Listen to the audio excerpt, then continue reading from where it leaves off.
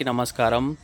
ఈరోజు మనము ఒక మంచి పోషకాహారం ఉన్నటువంటి మునగ ఆకు గురించి ఇంతకుముందు మాట్లాడుకున్నాం. మనము మునగ కాయల గురించి మాట్లాడుకుంటున్నాము. ఈరోజు ఎన్నో పోషకాల గుణం ఉన్నటువంటి ఈ మునగ ఆకు రక్తహీనతను తగ్గించడంలో మరియు మధుమేహం, అధికంగా రక్తపోటు, జీర్ణ సమస్యలు నియంత్రణలో ఉంచుతుంది. దీంట్లో విటమిన్లు సి ఎంతో పుష్కలంగా లభిస్తాయి. ఈ మునగ పువ్వు కూడా చాలా చేసుకోవచ్చు, చట్నీ చేసుకోవచ్చు. మునగకాయలో ఎన్నో రకాలకు మేలని ఆరోగ్య నిపుణులు చెప్తున్నారు.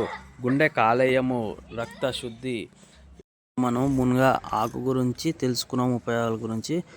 మునగకాయలు, ఈ మునగకాయలను ఆహారంలో చేర్చుకునే విధానాలు: సాంబారు, చారు, కూరలు మరియు సూపు రూపంలో మునగకాయలను తరచుగా తీసుకుంటే ఆరోగ్యానికి చాలా మంచిది.